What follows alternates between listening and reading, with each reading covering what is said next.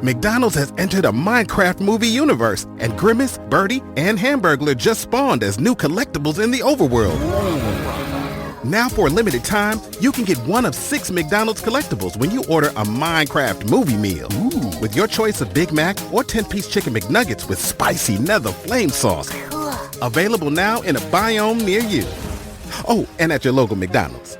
I participate in McDonald's for a limited time. A Minecraft movie only in theaters. Science proves quality sleep is vital to your mental, emotional, and physical health. The Sleep Number 360 smart bed senses your movements and automatically adjusts to help keep you both effortlessly comfortable. And it's temperature balancing, so you stay cool. So you're at your best for yourself and those you care about most. Life-changing sleep, only from Sleep Number. It's our ultimate Sleep Number event. Save 50% on the Sleep Number 360 limited edition smart bed, plus special financing. Ends Monday. To learn more, go to sleepnumber.com. Special financing subject to credit approval. Minimum monthly payments required. See store for details. What's up, y'all? It's your boy David with Black Wealth Renaissance, and I'm here today to tell you guys about Anchor. If you haven't heard of Anchor, it's the best place to make a podcast. Anchor is a free app that has creation tools that allow you to record and edit your podcast straight from your phone. Anchor also distributes your podcast across all major platforms, including Apple Podcasts, Spotify, and many others. You can also make money on your podcast with Anchor with no minimum listenership. Anchor is everything you need to make a podcast in one place. So if you're looking to get started on your own podcast, download the free Anchor app or go to anchor.fm.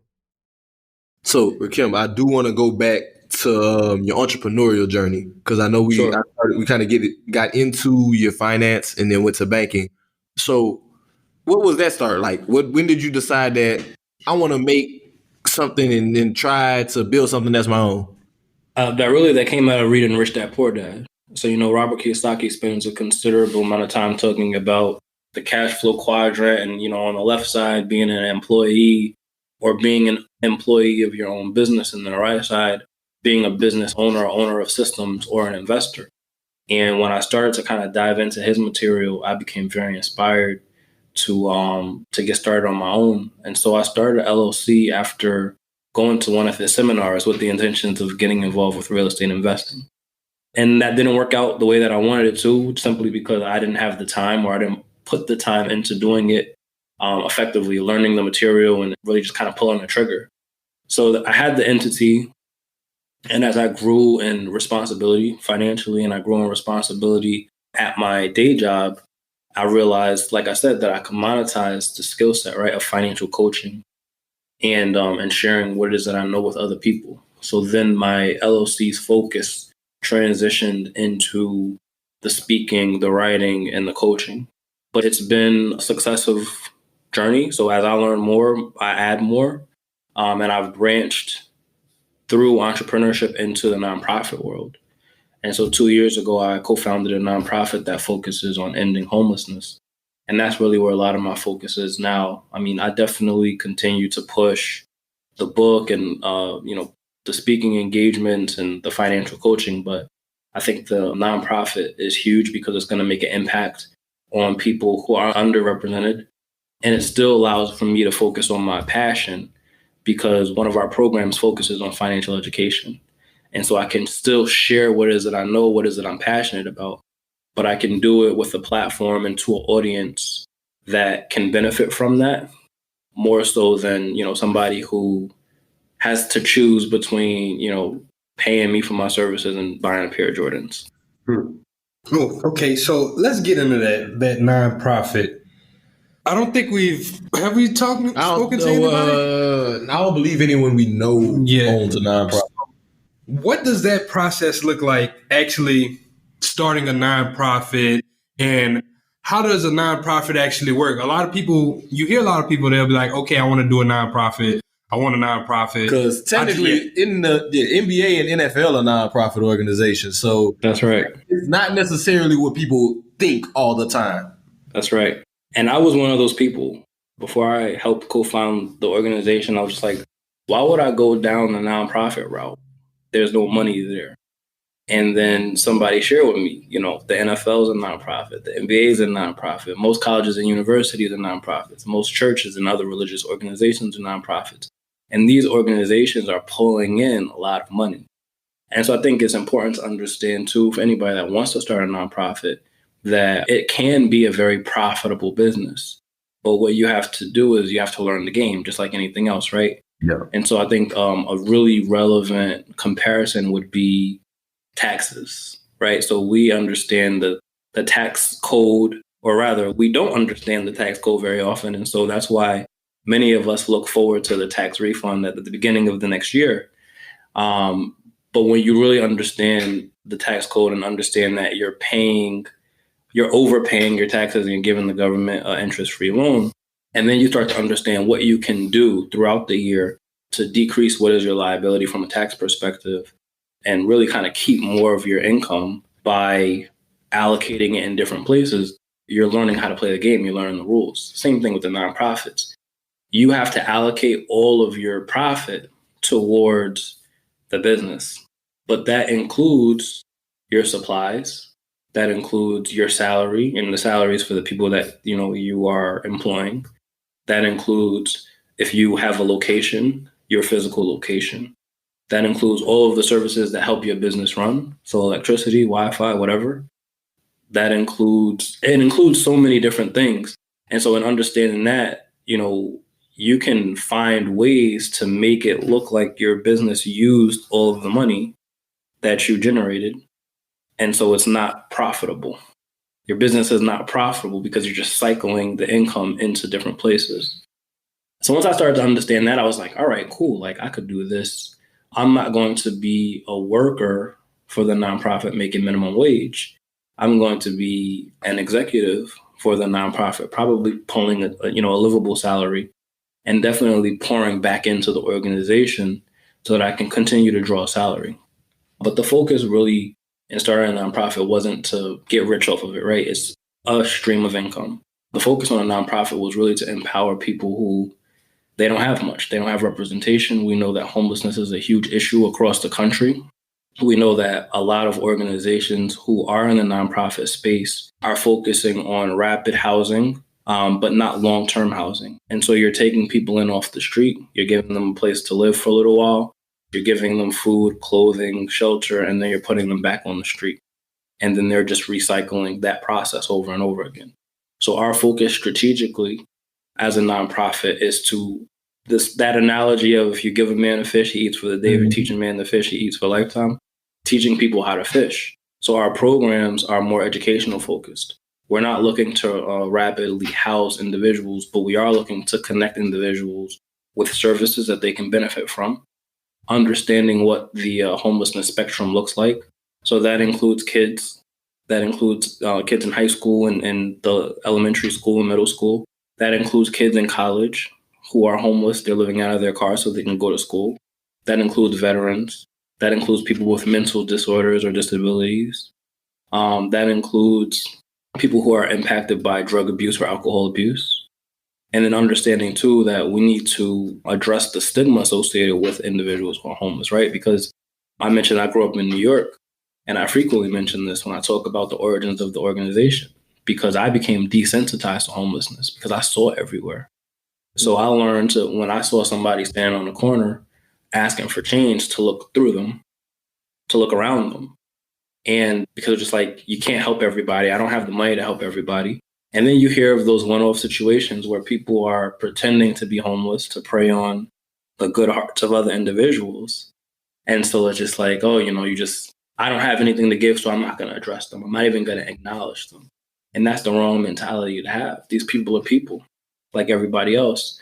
And so going back into the financial or financial empowerment hat, we think about how many people don't have $1,000 saved, right, for emergencies, or how many people who don't have any kind of savings for emergencies, but they have all of these expenses. And we're about to see this happen, right, with the coronavirus shutting down businesses.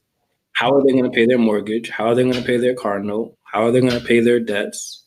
Are they going to end up homeless? And so most Americans are a paycheck or two or three away from being homeless. And so that's why it's so important for me to make sure that we destigmatize what homelessness looks like, because that could be you. That could be your best friend. That could be your cousin. That could be your mom. And we've been kind of creating a buzz and creating more awareness around that. My strategy personally as it relates to building out a platform and growing my brand as an individual is to eventually get to a place where I can say, all right, I've arrived here where people are paying attention to me. Now let me funnel their attention to the organization.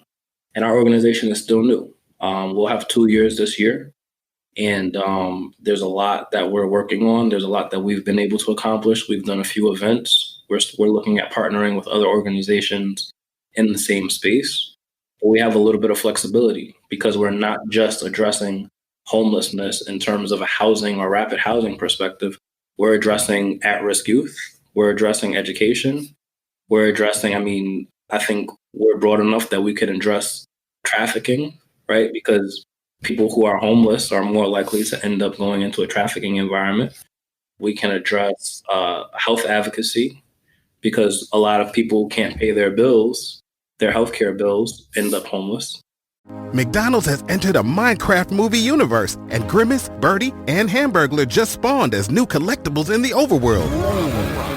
Now for a limited time, you can get one of 6 McDonald's collectibles when you order a Minecraft movie meal. Ooh. With your choice of Big Mac or 10-piece chicken McNuggets with spicy nether flame sauce. Available now in a biome near you. Oh, and at your local McDonald's. At participating McDonald's for a limited time. A Minecraft movie only in theaters.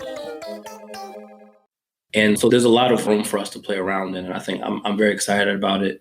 And I'm very excited about addressing this social cause because it's something that, people in their hearts will resonate with. And I've had people walk up to me and I was homeless for a certain period of time and, I didn't know about these services or I didn't know about this, and you would never know. And so people carry a shame associated with that too. Either knowing somebody who's homeless, having been impacted by being homeless, or just not wanting to, associate with people who are homeless. And it's unfortunate. So I'm trying to soften the blow when we talk about homelessness. Hey, that's beautiful, bro. I commend you for that one, bro. Yeah, that's definitely an undertaking that more people need to take more seriously, for certain. I just want to dive right back into the nonprofit, though. Could you explain, what does that look like to actually set it up? Where do you process of setting up, where do you go for that? 501(c) is the name of it. Yeah. So the beginning stages of the process is very similar to setting up any LLC or corporation, right? You just file paperwork with the state, come up with a name, you get the EIN. You're filing as a corporation with the nonprofit. So I think that's important to highlight because the nonprofit technically is not I'm not the owner. Once you file as a corporation, now you're a shareholder or, you're part of the board. In the state of Connecticut, though, and I can only speak to the state of Connecticut's process, you need 3 people to be on your board. And then you file paperwork with the state. They get back to you. They let you know whether or not you're approved. You need bylaws. You need an operating agreement, which the operating agreement is somewhat the bylaws. It's the same as starting a regular business. It's just a lot more paperwork. With the 501(c)(3), so that's tax exempt status, you have to make sure that what your nonprofit is focused on falls into a specific category. So I'm trying to remember this, there's charitable organizations, there's religious organizations, I believe there's educational organizations. There's a bunch of different categories. And based off of what your services that you're going to be providing are, you'll classify as one of those categories. And based off of what your services are providing, you'll file for the 501(c)(3) status. That's a very long document. It's a long document and it's expensive to file, very tedious. A lot of people will just throw the money at an attorney and have them work through it just because if you file it incorrectly, if there's one mistake, they'll send it back to you. There's one error, they won't accept it. We've decided that we're going to go through it ourselves just because there's cost savings. And between the both of us, there's 3 of us, but there's the 2 co-founders. Between the both of us, we feel like we can address each one of those line items and have it in and get a response that's favorable. Once you get the 501(c)(3) status, game on. You're not paying taxes on, the things that you're purchasing. So if you have to buy food for your events, you have to buy supplies. A lot of organizations are very lenient to even giving you discounts on regular products. So in addition to not paying taxes, now you're buying for pennies on the dollar certain items that you would be paying full price from. So, I interact with other individuals who've started nonprofits and, they share stories and offer support and kind of helping us get established. And I remember one individual said she was doing an event where she was providing school supplies for kids. And she partnered with her local Walmart. And they were, not only did they not pay taxes on backpacks, but she was able to get backpacks for like cents off of, what would be the whole dollar. So I don't remember the exact figure, but let's say the backpacks were $1. She was paying 50 cents on these book bags for each one. Right. So there's definitely an impact there from a financial perspective. I love it. Gems for people. I know a lot of people I know people that always want to know, man, how I start a nonprofit. So I appreciate that. Now, there was another thing I did want to get into with you. It was something that we had posted on our Instagram story. Yeah. Talked to us about talking to it on the podcast. And that was the perspective of us as Black people of other Black businesses. So could we get into that a little bit? Definitely. I think it's a topic that's important because there's this reluctance, I think, for us to do business with each other based off of an experience here or an experience there. And I really like the idea of group economics, or rather not the idea, but the practice of group economics. I can't think of another group of people who don't participate in it but us. You're right. And so there's a book that I read, and I was reading it as I was writing my book, called Post-Traumatic Slave Syndrome by Dr. Joy DeGruy. And she talks about, basically, she did her thesis on post-traumatic, basically the impacts of the PTSD-like impacts of slavery on Black people in this country, and how since slavery, we've never gotten a break, and we've never gotten the necessary healing mentally, emotionally, spiritually, and financially that we should have in order to progress. And so a lot of our behaviors are coming out of PTSD-like reactions to those things. And those behaviors are generational. So we teach our children those behaviors and the people around us those behaviors as it relates to engaging with one another, as it relates to doing business with one another, as it relates to competition instead of cooperation or collaboration. And so when you guys posted that, I was just like, oh man, we definitely got to touch on this, because I think I've been fortunate in the last year or so to stumble upon, like you guys and others on Twitter and Instagram who have a similar vision, a similar mission in empowering Black and brown people to understand, first of all, this is possible, we can participate in this. And then by demonstrating, this is what greatness looks like, or this is what the path to greatness looks like, right? Because we're all accomplishing different things in our own right, but we're not done yet. And so, I see a lot of engagement around those kind of posts, but a lot of questions too, a lot of doubt too.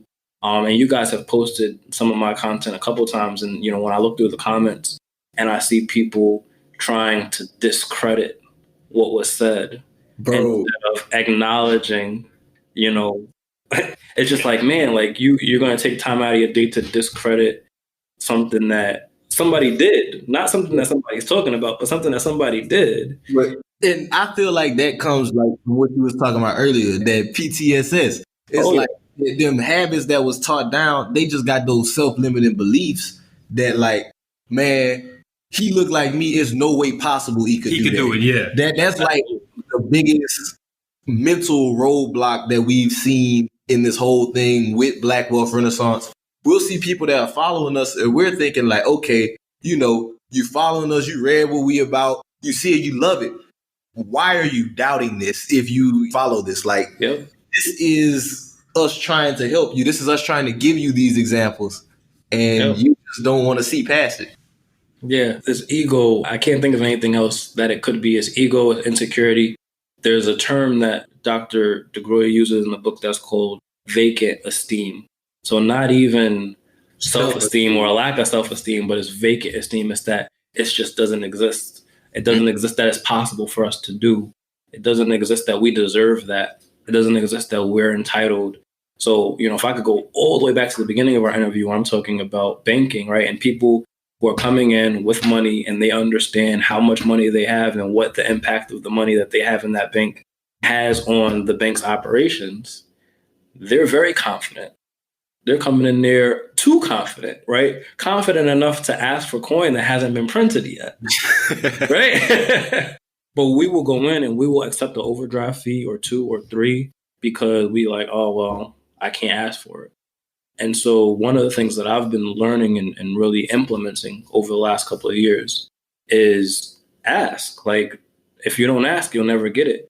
And I think that we're afraid to ask a lot of times. And so we're afraid to ask in environments that are non-Black establishments, right?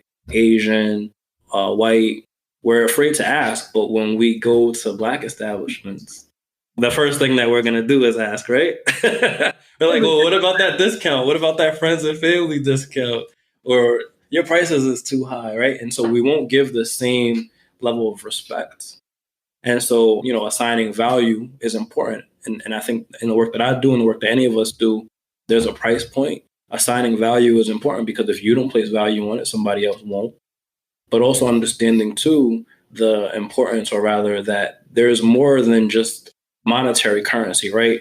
The bartering of goods and services is an exchange. And so if I'm coming into an environment where I have a skill set or I have a product that could benefit you, but you also are coming into that same environment with a product or a skill set that can benefit me, why do we need to pay each other when we can just exchange what our product or service is? And so I think that I know that bartering was a big part of our behavior, Black people's behavior previously, but we got away from that too. And so I think we're in this limbo, and I talk about capitalism a lot. We're in this limbo where we won't embrace capitalism, but we also don't want to embrace a bartering system. And so now we're losing while we're sitting here trying to figure out, well, what system do we want to embrace? And everybody else is winning, right? And there are people who are embracing the bartering system. There are people who are embracing group economics. There are people who are embracing capitalism all at the same time, and they're flourishing. And we're just stuck. And so, I think that is kind of an undercurrent of the work that I do. I mean, definitely everything that I put out is for people that look like me, but I don't advertise it that way because anybody can benefit from it. And maybe that's a takeaway for me. Maybe I need to kind of restructure my strategy around, who I'm sharing with. But the reality of the situation, going back to your post, is that Black people are not doing business with you, right? White people are doing business with you. White people are buying your stuff. And so you have, I'm going to use me as an example, somebody who started a nonprofit, delivered a TED Talk, wrote 2 books, right? Giving out content on something that they don't know, they'll pay for it. And they'll write me a review about it without being asked. But there's somebody who looks like me and is just like, well, how did he do a TED Talk? And he wrote a book. And, he's doing this, this, and this. I'm just going to ask him for a favor. I kid you not. I get like every so often in my inbox, oh, I have a quick question. I want to pick your brain, or I want to ask you this randomly. I don't know these people, just randomly. And then usually the question is around what stocks should I buy, especially lately. What stocks should I buy? And I'm like, I can't answer that question. And I'm like trying to balance my response because I don't want to seem like an asshole, right? I don't want to be like, oh, nah, like we can't talk. But I'm literally not qualified to tell you what stocks to buy. I can tell you that you should invest in the stock market, right? But I can't tell you to buy stocks or what stocks to buy, and then they get frustrated. Yeah, like I think that's one of the biggest things with like We get that question a lot. Yeah, like, bro, we cannot tell you that. Right. And I go as far as to say anybody that does tell you that, you shouldn't take their credibility if they're answering your question off rip like that, because there's really so many factors that go into advising somebody on where they should allocate their money. You know what I'm saying? Like if I'm going in, somebody comes to ask me what stock should I buy, and I don't ask them, what's your income? What's your obligations look like? What's your risk tolerance for, the market fluctuations, because they're going to happen? What kind of investment vehicle are you looking to buy in, whether it's a regular brokerage or a retirement account or tax deferred retirement account? If I'm not asking all of those questions, and I can't say, oh, well, you know what? Here's a intelligent group of stocks for you to choose from that fits your profile, versus somebody coming up to me and say, hey, what stock should I buy? And I say, oh, you should buy Apple. Yeah. Right? Like, people like to take the personal part out of personal finance a lot of the time. It make money, so it got to work for me. Right. I look at it as like a shoe me. Like shoes, you have different widths and everything like that. It might look cool, might look good on his foot. But once you put that shoe on your foot, it might not fit the same. It might be a little bit too narrow. It might be a little for you. wop. It might be a little bit too wide for you. So you got to sit down and actually size out your foot or size out your personal finance, your finance and structure. You got to actually just sit down and really just spend some time with it though. That's the personal part. You got to be personal with it and say, okay, this is what I plan to accomplish and this is how I'm going to accomplish it. Definitely. And I can't place all the blame too on our people and the mentality that we have. And there's a lot of factors that influence that. But also looking to and working out of financial services, there is a blanket best practices, right, that they put out there. You should be saving, so get a savings account. You should be investing in retirement, so get a retirement account. But they're trying to make money, right? They're selling products. So of course they're going to make it seem like a blanket approach. But again, to your point, personal finance is personal. And so, the difference between going to Macy's and getting, a suit that's, just not tailored and getting a tailored suit, the way that it looks is going to be different. It's going to look way better if you get it tailored. And that's not to say that you can't wear the suit that's not tailored, right? And so people are blindly accepting what's considered best practices out there. And so when we talk about the title of my book, Financially Irresponsible, like I titled it that way because the whole point of the book is to challenge what is considered status quo as it relates to personal finance. So you have people who are, talking about the need to, there are different schools of thoughts. Here's a good example. In my book, I talk about credit, right? And the average American has 2.7 credit cards, right? 3 credit cards, we'll call it. This is a fact. This is a statistic that was circulated in the banking industry and that we use to determine whether or not we should, or I should be careful with what I say here, because not that we should, because we should be offering credit cards to anybody that there's a need for. But if a customer walks in and has 0 credit cards and the customer doesn't get a credit card or, is not interested in credit cards, why didn't we offer that to them? They should have a credit card. There's a need there. At least that's the mentality.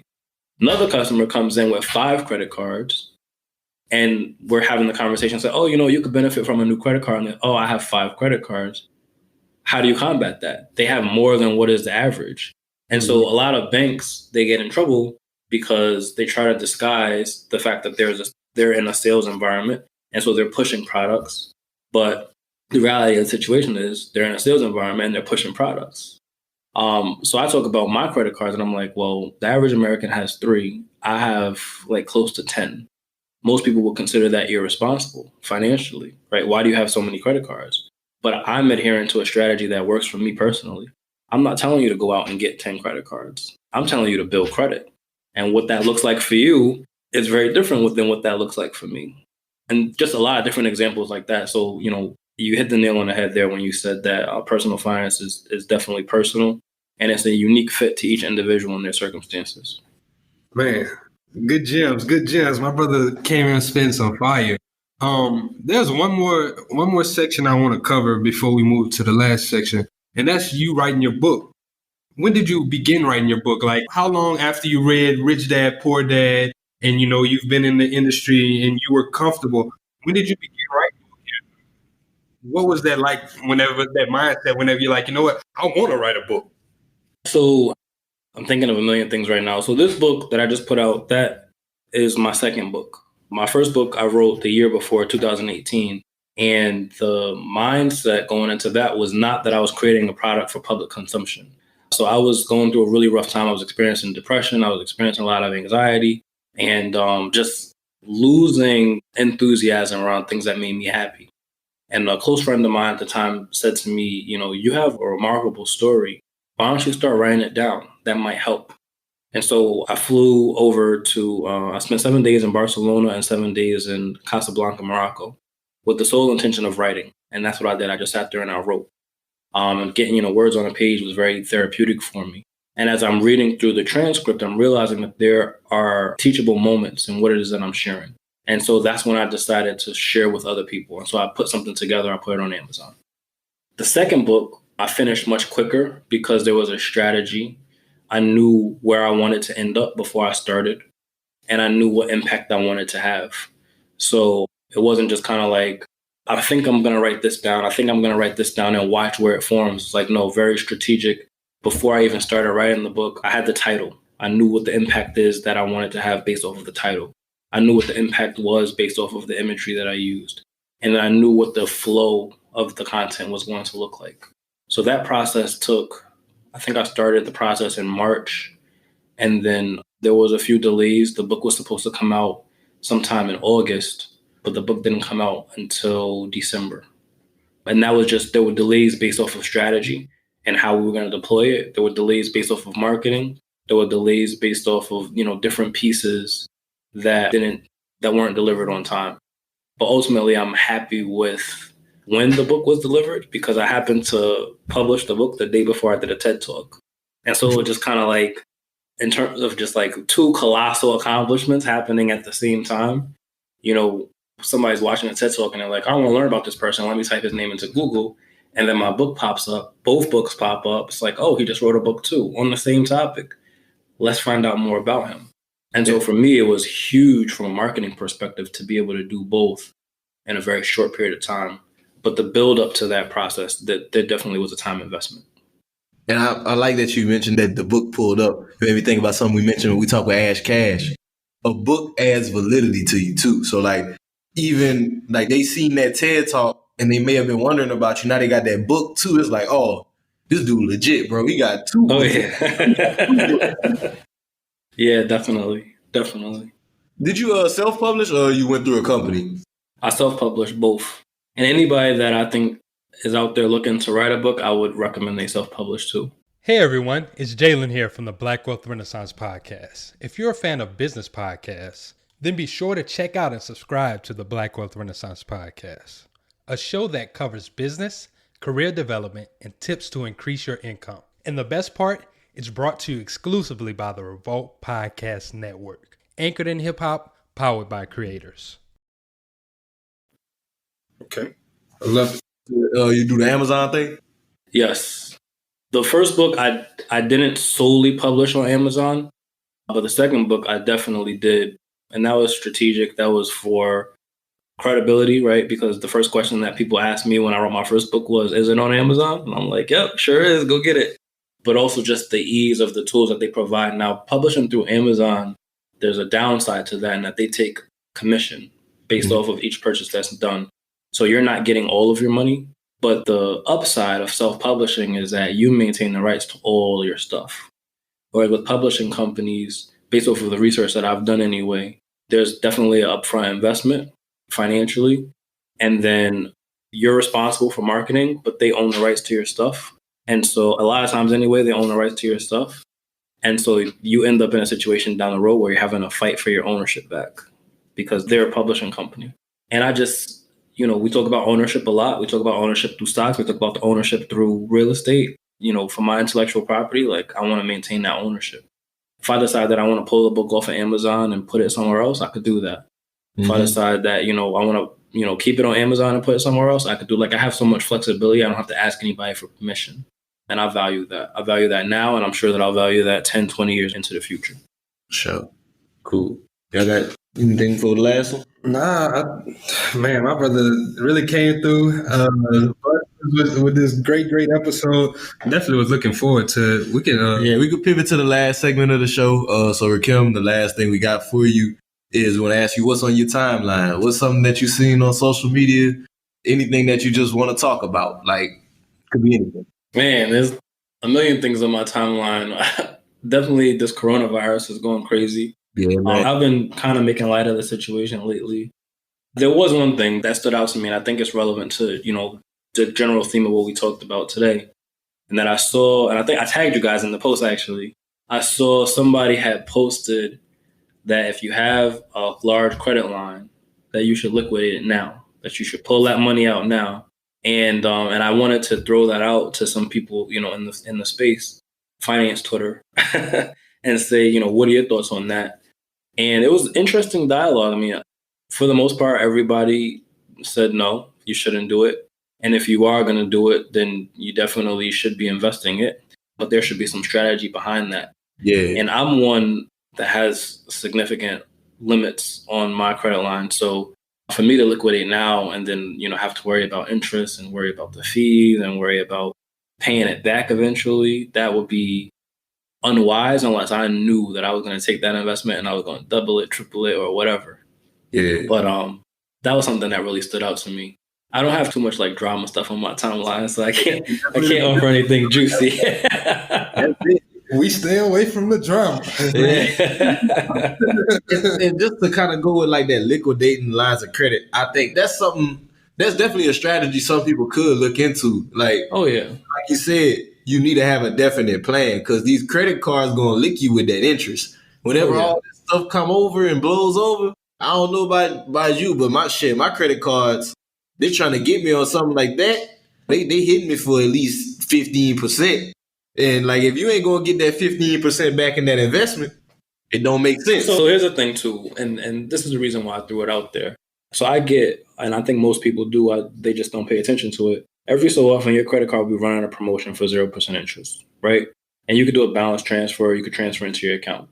What also comes with that is they'll send you checks in the mail.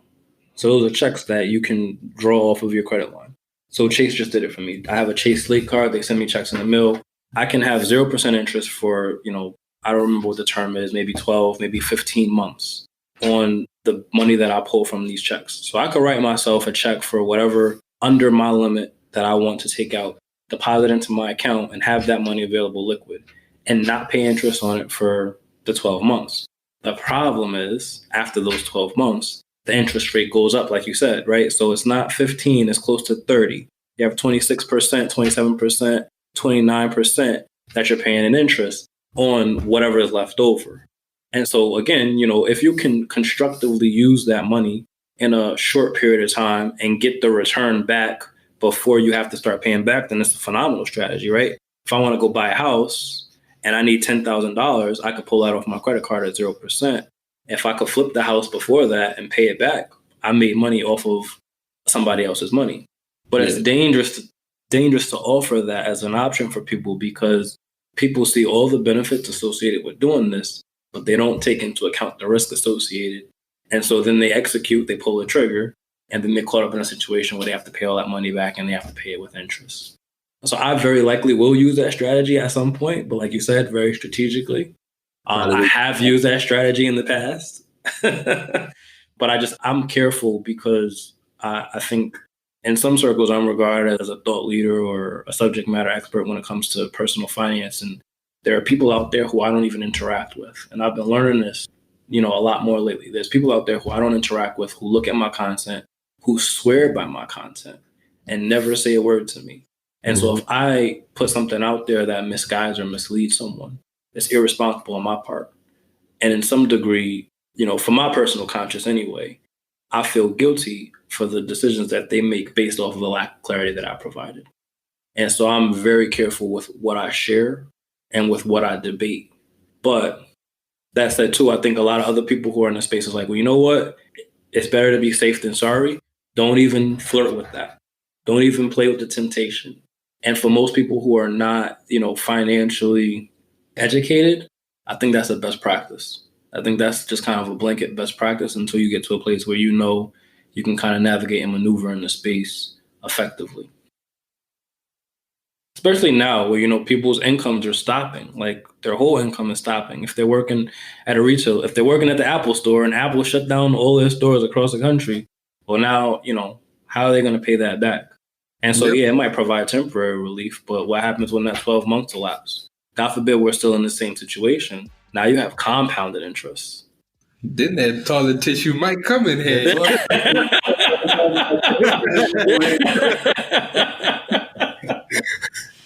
Oh, Lord. I pray we not in that predicament.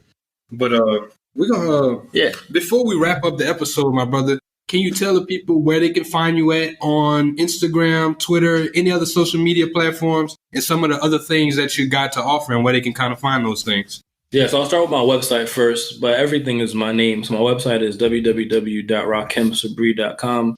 That has links to me as a financial coach, me as a speaker, just more information, me as a nonprofit leader.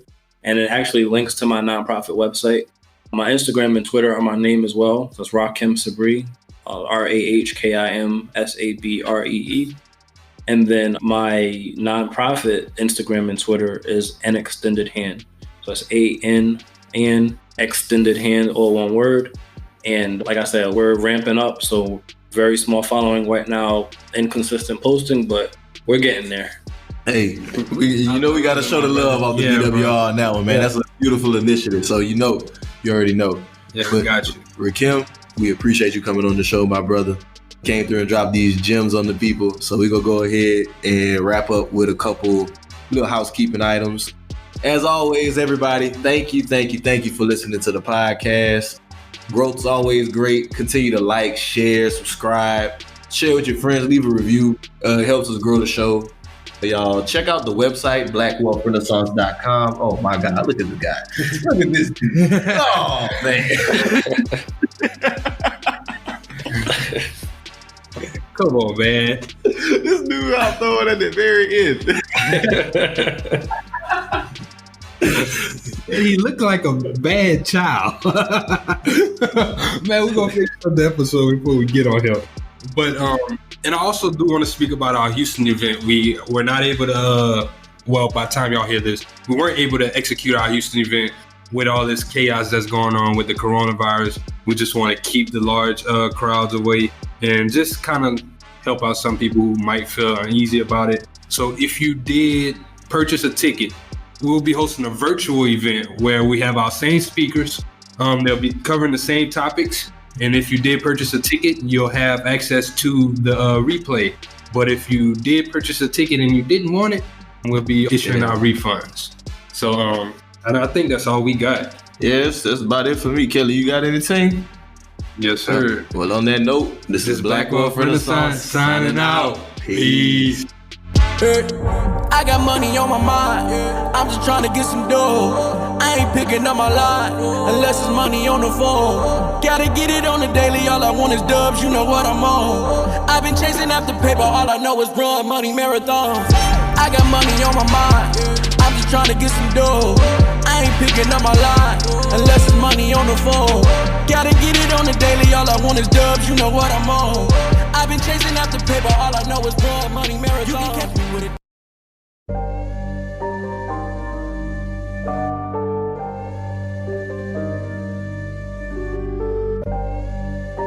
You know the rules of the game. Yeah. You know the rules of the game. I don't care what color. Can you make me 100 million? Let's talk money. Can you make me that? If you can't make me that, I don't want to talk to you. You shouldn't even be at this table. Hey, I got money on my mind.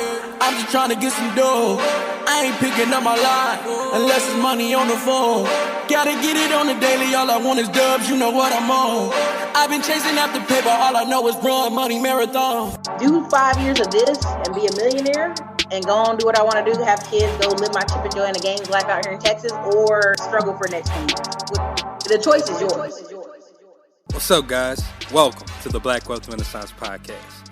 Our goal of this podcast is to normalize black wealth and share helpful resources and tips we believe will be useful in attaining and maintaining generational wealth. Please feel free to rate and comment on our podcast. We would love to hear all feedback you have. Now, enjoy the show. Welcome, everybody, to another episode of the Black Wealth Renaissance Podcast. Your boy, David Bellar, 1/4 of the Black Wealth Renaissance, checking in with my co-hosts. Fellas, how y'all feeling? What's good? What's good? It's your boy, Jalen. Another 4th of the Black Wealth Renaissance checking in, man. I'm feeling good. We just getting off the road. Non-stop, bro. We just had our first speaking engagement. Turn up. And it was really, really dope. I'm so happy that we had this opportunity. We have, once again, y'all, another very special episode for y'all. On this episode, we have a brother out of Connecticut right now, but from New York. Yeah. He's a personal finance expert, the author of the book Financially Irresponsible, an investor, just all around dope brother, Mr. Rahkim Sabree. Rahkim, how you doing? I'm good.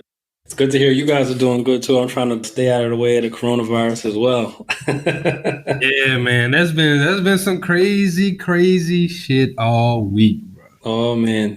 From the canceling of the NBA to like they closed schools down here for like a full month. It's crazy. Hey, they closed Disney. Disney don't close. That's crazy. But Yeah, man, we appreciate you coming up on the show. Rahkim, the way we normally pop this off, we always ask our guests if they can introduce themselves to the following and give them a brief background on you and how you got started. Sure. My name is Rahkim Sabree. I've been working in financial services for going on 10 years now. Started in the industry by accident, but I think it's always been a focus of mine to move away from what is poverty, living in poverty, but certainly a poverty mindset. And the more I learned and the more I grew in the space, the more I became encouraged not only to better my position in the world, but to better the position of people that look like me, that experience similar to what it is that I experienced growing up. Oh, I like it. So we were just talking off camera, and you said, you kind of got, the way you got your start is you went into the banking sector. What did that look like for you whenever, you move into Connecticut, trying to land your first job, and you land your first job in the banking area? It was random, to be honest, and random in that a close friend of mine texted me at 2:00 in the morning, telling me that he knew I was looking for a job and, have I ever thought about banking? And previous to working in banking, I had done, different retail jobs. I worked in supermarkets. I worked in, retail stores. I worked in just odds and ends. So I never really had a career focused role. So my first job in banking, I was a part-time teller. I was 21 years old and I knew nothing about banking at all. I had a bank account. I had my first bank account when I was 16, but at that point in time, I didn't know anything about credit. I didn't know anything about saving, didn't know anything about investing. And so getting into the financial services space helped me understand what products are out there that kind of complement your financial intelligence, but also how to talk to those products and the benefits of those products when you're dealing with consumers. So as I grew within banking, I interacted with a lot of different people who either had money or didn't have money or were in the process of getting money. And interacting with the different people in that spectrum, I was able to start to learn how people manage their money from poverty perspective and how people manage their money from a wealth perspective. And how do you approach those people in selling them a product that's specific to your industry? So if I'm offering somebody who is more on the affluent side a credit card, I need to be able to speak to that credit card's benefits intelligently, or they'll eat me alive. Versus talking to somebody in a similar kind of conversation, talking to somebody who's coming from a poverty environment or a poverty mentality. I know certainly when I was growing up, when the topic of credit cards came up, people would say, don't get one, stay away. Mm-hmm. And so you have people coming into the banks and you're trying to sell them a credit card and they have that mentality like, oh no, I can't, I'm not messing with credit. And so how do you overcome that objection and get over the reluctance to participate in a credit product without setting somebody up for failure, right? Because then you get them to buy into getting this credit card and now your hands are clean, right? Because you got the sale, but now they have to manage that credit throughout the course of, the rest of their life. And so just everything in between. I mean, I've referred people to a financial advisor so they can set up retirement accounts or just regular brokerage accounts. I've referred people to lenders so that they can get pre-qualified for their property. And just like I said, everything in between. So just to dive a little bit deeper in that, what was that like whenever you first really had that aha moment, whenever you're like, this is something I really need to deep dive in and I need to understand who I'm working with. Like you said, people from our background, I need to understand how to speak to them and how to actually get them in places where they can be successful versus knowing the language of a more affluent person. There's a variety of factors I think that influence that. I think one is location, right? So I live in Connecticut, and I think most people have this impression that all of Connecticut is rich. And that's certainly not the case, but there are areas that are very wealthy. And so the branch, when I was working in branches, I worked in, I think, 3 different locations. And all of those locations had a very kind of dominant demographic that would come in. And so you had your normal working class people coming in. And this location was across the street from a mall. So somebody would stop in on their way to shop or on their way from shopping. Then I moved into a location that was, it's considered mass affluent. The neighborhood was definitely an affluent neighborhood, but it was just kind of on the side of the road. So people stopped in on their way to work. You'd see a lot more professionals, doctors, lawyers, accountants, those individuals coming in.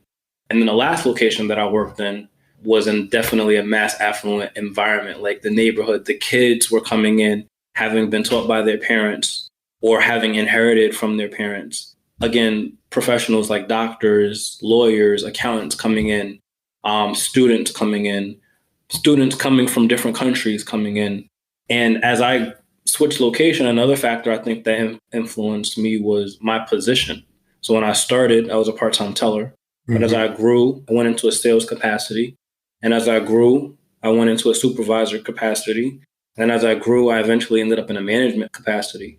So my level of exposure to that spectrum of people was different too. Because if I had a customer come in, a mass affluent customer, right, who has wealth management, looking to do something that is outside of policy, right? They come in, I want to withdraw $30,000 in all $100 bills.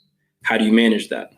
Or I want to do a $1.5 million wire transfer and my signing authority is $250,000. How do you manage that?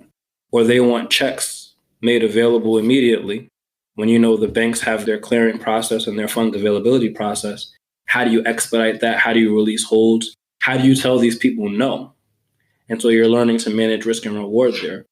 And so I had to develop not only a thicker skin as a younger Black male manager in an environment that was dominated by affluent, doctors, lawyers, people who had money just, we don't know where their money came from, but they had wealth management and they would make that quick phone call and say, hey, I didn't get my way. I kid you not, I had a lady come in. She wanted, I don't remember the year, but let's use this year as an example. This year is 2020. She wanted 2021 pennies. I'm like, they're not even printed yet. Like there's no such thing. Wait, she's like, what? yes, there are. I kid you not. She wanted pennies for the next year, the year after. And she wanted them all brand new. And I'm like, we can't even do that. She caused a whole scene. She called her wealth management person. It was a big deal. But it teaches you a lot too, because you learn that the people that have money kind of call the shots, right? I'm a manager. I'm making decisions. But if they call somebody who ends up calling somebody who's above me, then that's going to come down. They're going to say, hey, you know what, I can make that decision. And so you kind of learn about the banking industry and how, the banks make their money based off of the money that people have in there. Yeah. If somebody has $1 million in all of their accounts and they're threatening to end their relationship and pull out that $1 million, well, there's going to be some movement made there. The NBA playoffs are here, and I'm getting my bets in on FanDuel. Talk to me, Chuck GPT. What do you know? All sorts of interesting stuff, even Charles Barkley's greatest fear. Hey, nobody needs to know that. New customers bet $5 and get $250 in bonus bets if you win. FanDuel, America's #1 sportsbook. 21 plus and present in Virginia. Must be first online real money wager. $5 deposit required. Bonus issued as non-withdrawable bonus bets that expires 7 days after receipt. Restrictions apply. See full terms at FanDuel.com/sportsbook. Gambling problem? Call 1-800-GAMBLER. Hey, that's a powerful little tidbit right there. Oh, yeah. Because whenever we talk about building wealth and, really just trying to get out of poverty, we don't talk about it just to spend. It's more so, like you said, to be empowered. So that's power. Yeah, that's power. Like if you could call somebody and say, hey, this bank is tripping. I need these pennies from 2021. Like, how do you even make this happen? How'd you combat that? I mean, how did I deal with that situation? I had to explain what was asked of me, right? I was just like, it's impossible. This is impossible. So, I don't want us to lose the customer's relationship, but, what can you say to them? And so I did, as a manager, have to act with their wealth management partner as an intermediary in terms of being customer facing. But because they had these people's phone number on speed dial, a lot of times I would push it back to them like, hey, this is your client. Like they're asking for something that is not possible. But in instances where it was possible, I think I had to learn to stick to my guns as a leader. And I highlighted being young, being Black and being male on purpose because the environment that I was in this location was a predominantly Jewish environment. Mm-hmm. And so they have high expectations around service, high expectations around, getting what they want done. And so when they come in and they see a young Black guy as a manager telling them no, that's a shot to their ego more than anything else. And so even if they realize that what they're asking for from a practical perspective is maybe not so practical, they're going to stick to their guns too, because they want to make a point, right? They want to say, I'm going to make you know that I'm going to get my way. And so I had to learn to have a thick skin in that environment too, because there was definitely undercurrents of a racist kind of entitlement as it relates to what it was that I was willing to sign off on or not sign off on. And there was many instances too where I stopped what would be potential fraud or what would be just a very sophisticated way of getting something done that shouldn't be done. I'll use an example. Somebody dropped off a series of checks. The checks totaled out to being over $1 million. They wanted these funds available immediately. But the way that the bank's processing works, and I can only speak to this bank specifically, but I would imagine it's the same for most banks. They would take into your account your relationship. So how long have you had accounts with us? What kind of balances do you keep in your accounts? Do you have a regular direct deposit? And then what's your spending pattern? So if, let's say you come off the street and your average account balance for the last 6 months was, let's call it $2,000, and you deposit a $25,000 check, a lot of times that check is not going to be made available next business day. It's probably going to take about a week, because we got to make sure that you are you and that you're not doing anything shady. Because you ain't had maximum. Now all of a sudden you popping out with big bank. Right. But even let's say, you have $100,000 average on your account and you've had an extensive relationship with us, right? You have direct deposit coming in, several credit cards, home equity line of credit, your mortgage, all that. And you still come in with $1 million check. That's a lot of money. And so it still has to go through that same process, because we make $1 million available for you tomorrow and that check is fraudulent, or the account that the check is drawn in doesn't have that money. Now we take the loss because we made it available for you before doing our due diligence. And so that was a part of it for me too, in that I had to learn the banking system, but I also had to learn consumer behavior. And then I also had to learn confidence in that I'm the manager, I'm the leader here.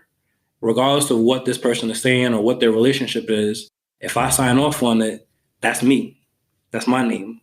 And so I take those experiences too, moving into entrepreneurship, moving into personal money management, because if I tell somebody to open up a bank account and, I'm giving them instruction around how to navigate that, I already know, based off of my previous experiences, how the bank is going to work. If I tell somebody to open a credit card, I already know what's happening in the background. And so I can speak to those pieces of advice more intelligently than just, I read this in a book, right? Because I experienced it, I lived it. Sure. And I'm glad you brought up helping people in that experience, because I kind of want to go into that. So what was that process like for you? Because I know you said you kind of were just going around until you found your way into banking. So what was your process of learning financial literacy? Because I know your book's name is Financially Irresponsible. Yeah. I feel like it's there somewhere. So I have to say that my knowledge is not just specific to banking. As I was growing in the banking world, career-wise, I had a personal interest in personal finance management. For me, because I grew up poor, right? I grew up on Section 8. I grew up, benefiting from food stamps, and for a short period of time benefiting from welfare. So for me, I was just like, my experience was so poor in that I don't ever want to experience that again. So as I started growing through banking from the technical industry perspective, I was learning on my own time personal finance. So I started with Rich Dad Poor Dad, right? Somebody gifted that book to me. And I was just amazed, right? I was just like, oh man, this opens up a whole new world for me. And then from there, I consumed as much as I could. I went to seminars, free seminars, paid seminars through the Rich Dad program, watched YouTube videos, read books, just everything and anything that I could get my hands on so that I can have some level of familiarity. And it wasn't until, I had started to share this information with other people, whether it be family, friends, peers, that I realized that there's a lot of people that don't know what I know. And so that's when I was just like, you know what? Like, this is bigger than me. I need to start sharing this information. And then I started going down that path. And then I realized, wait, there's an opportunity to monetize this. Let's monetize it. And, I think the timing has been perfect with the increased focus nationally around financial literacy and the importance of financial literacy, and that schools are not teaching it. People are, going through life, getting to, adulthood, not knowing how to manage their personal finances. And then they're getting in trouble and they're trying, just wandering, trying to figure out how to get out of that. And so I'm like, oh, I'm a person that could help. So I have a couple of answers, and they're very high level answers, but different banks do different things. Banks will make money generally off of the fees that they charge, off of the balances that they have in deposit, and then they're losing money on what they're paying in interest. But banks engage in the same types of transactions that a lot of individuals are engaging in, right? They buy and sell securities, they're exchanging foreign currency, and they're making money off of their lending products. I think they're making a lot more of their money off of their lending products than they are of anything else. So when you talk about credit card interest rates, you talk about mortgage interest rates, you talk about home equity, any kind of business loan or line of credit, those things are generating significant revenue for banks.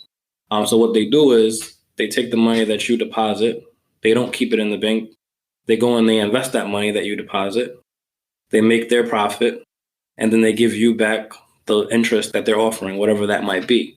With the current rate environment, it's very interesting because now, instead of them paying out, or rather, instead of them charging higher interest on loan products, right? Because you see the interest rates are going down, and there's rumor that the interest rates may go down as low as 0.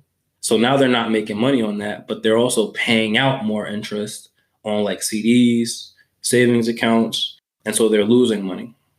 Man. And so the banks in this environment, the banks are like, what do we do? Like, how do we, hedge against the current rate environment? And so again, there's significant revenue coming in through the fees that they have. And, some banks are kind of rearranging what their portfolios look like so that maybe they're not necessarily going in the red, but they're certainly not as profit positive as they would be in another rate environment where they can charge more and give out less. Damn.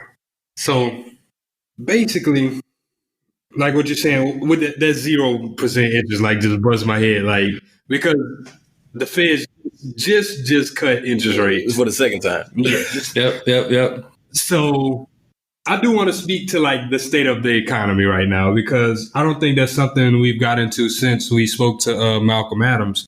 And right now, it's a very turbulent, turbulent time. A lot of uncertainty right now in the economy. Did you ask specifically? I just wanted to talk about like how that might play out and how that might affect things in the long run if they do go to 0% interest. I can't speak intelligently as Malcolm did on the economy, but I can speculate, and it's not really something that I've thought about long term.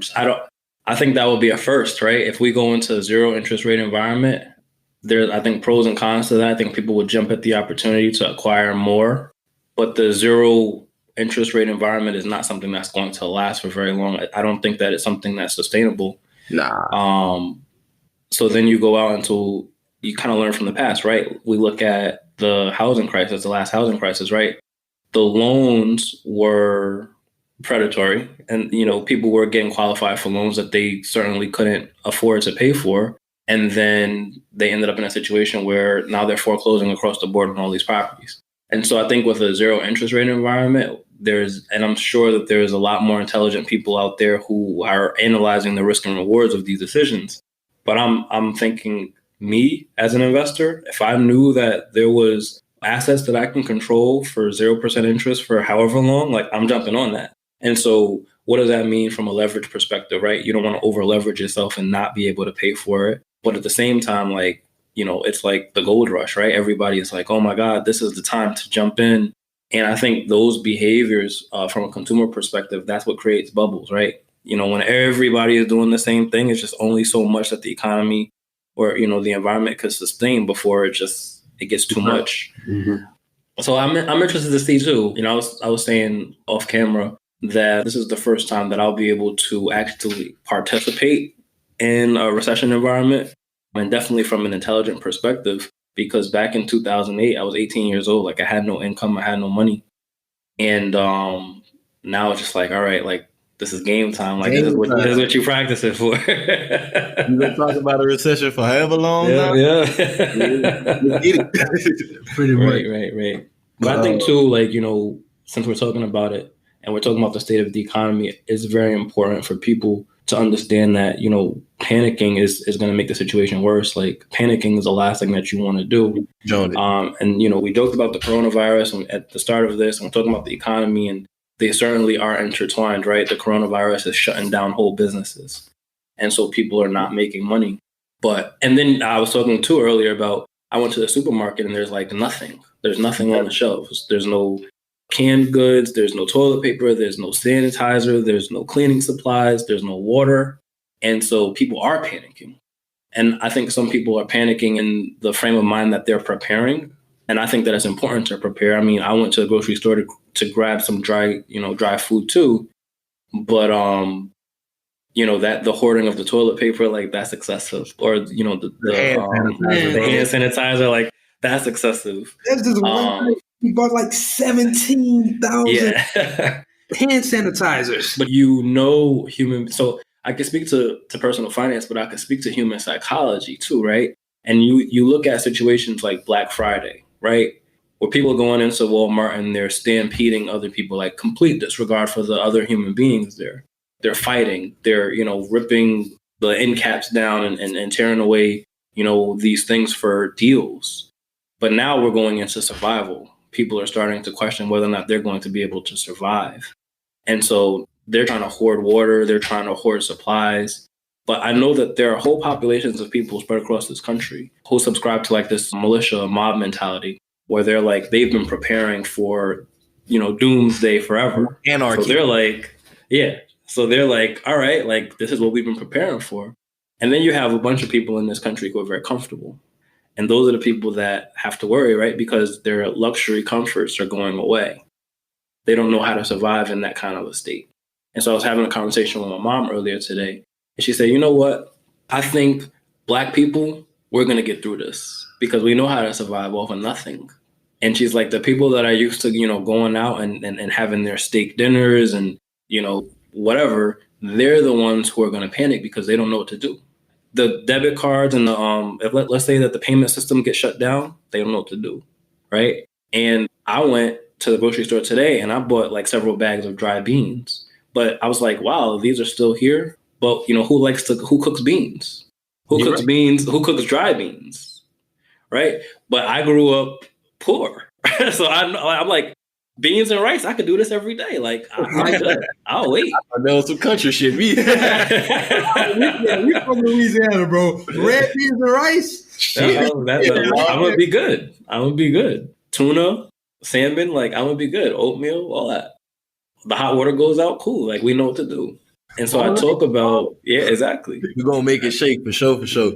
I talk about like my experiences growing up in that poverty environment, like what we're talking about, boiling water, washing clothes in the sink, you know, the food and in those situations as, you know, reflection to where I've been able to grow to. But those things are not things that I forgot. So if I get into a space where I have to do that, I'm like, all right, cool. Like this is normal. Yeah, second nature. Like the flight or flight gonna kick in. Yep. Know what to do. McDonald's has entered a Minecraft movie universe, and Grimace, Birdie, and Hamburglar just spawned as new collectibles as part of a Minecraft movie meal with your choice of Big Mac or 10-piece chicken McNuggets with spicy nether flame sauce. Participate in McDonald's for a limited time. A Minecraft movie only in theaters.